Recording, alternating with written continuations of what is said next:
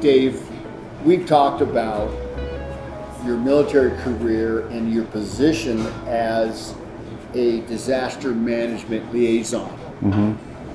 But the bigger point of that was how you trained and drilled every month in large scale, and you were literally reacting to over 100 different possibilities every month, and you didn't know what was coming. That's correct. Talk about that in relation to what Jackson County is now doing. Okay, so as you respond to a crisis, what's so important is you have the organization, you have the procedures and the process, and you've practiced them. And we obviously need to practice these some more. There's no doubt in my mind. That's going to be something that's going to be really important to me as a county commissioner. We are now going to practice these procedures. We're not going to wait for the next disaster. We're going to practice them. When I was in Korea, I was in the combined headquarters between the South Koreans and the U.S. and I was on what was called the Crisis Action Team. And the Crisis Action Team was put together for things that were done by the North Koreans. And what we had to do was we had to figure out, okay, short of a war, when something happened, how are we going to respond to this?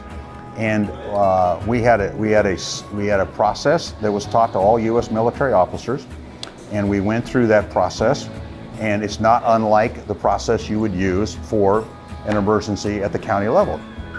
And the way this worked was every month we would do an exercise in which we were confronted with a completely different situation with the North Koreans, and we would go through a 36-hour exercise in which we would walk through our process and practice our procedures and know that, okay, these are our decision steps.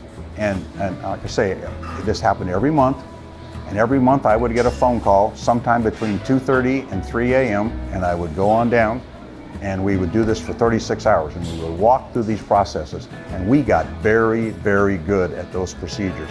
That's what we need to have. You found loopholes, though. Did you find? We would. What would happen when you did that was you have somebody who plays the bad guys, the enemy, and they would throw curveballs at you, and you'd go, oh, wow, I didn't think of that.